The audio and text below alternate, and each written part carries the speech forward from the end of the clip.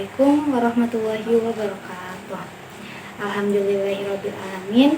Wassalatu wassalamu ala asrofil anbiya'i wal mursalin wa ala alihi washabihi ajmain. Puji dan syukur kita panjatkan atas kehadirat Allah Subhanahu wa taala karena berkat limpahan rahmat dan karunia-Nya kita masih diberi kesehatan sehingga kita masih bisa untuk saling berbagi ilmu yang bermanfaat.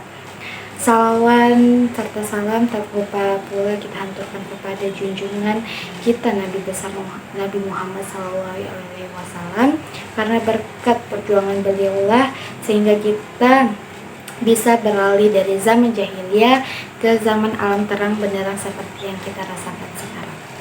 Baik, teman-teman sekalian, pada kesempatan kali ini izinkan saya untuk berbagi sedikit ilmu tentang bagaimana Islam membangun persatuan dalam keberagaman.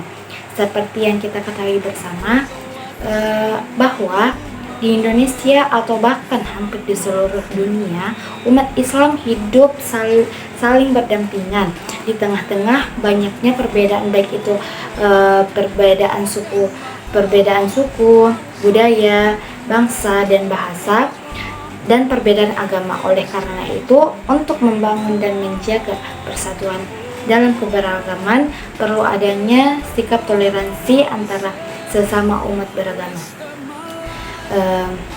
Sikap toleransi atau tasanum dalam agama adalah batas ukur penambahan dan pengurangan yang masih bisa diterima. Mengapa Muslim harus bertoleransi?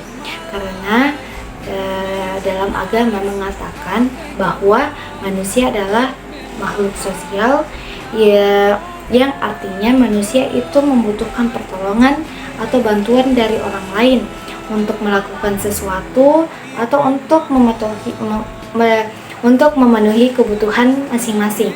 Toleransi akhirnya menghormati dan belajar dari orang lain, menghargai perbedaan serta jabatan kesenjangan sosial sehingga tercapai persamaan sikap dalam kehidupan sehari-hari.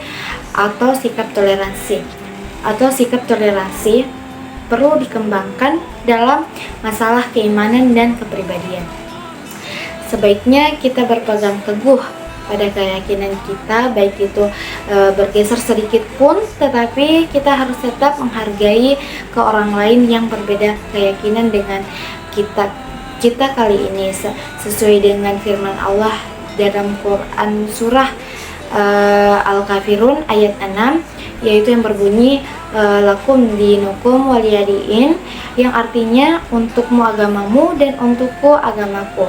Kita tidak boleh memaksa seseorang atau memaksa orang lain untuk mengikuti dan meyakini apa yang kita yakini.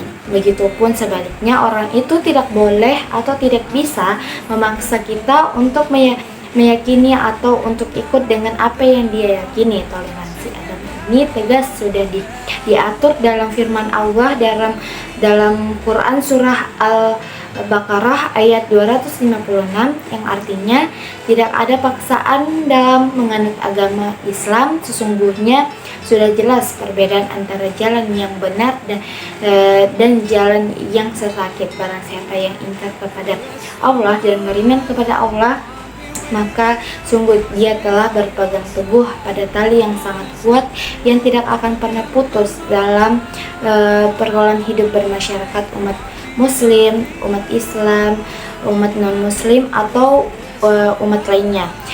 Hendaknya harus saling menghargai dan menghormati perbedaan yang ada dalam kita juga bisa bekerja sama dalam urusan duniawi demi mewujudkan keamanan, kedamaian, ketertiban, kesejahteraan bersama.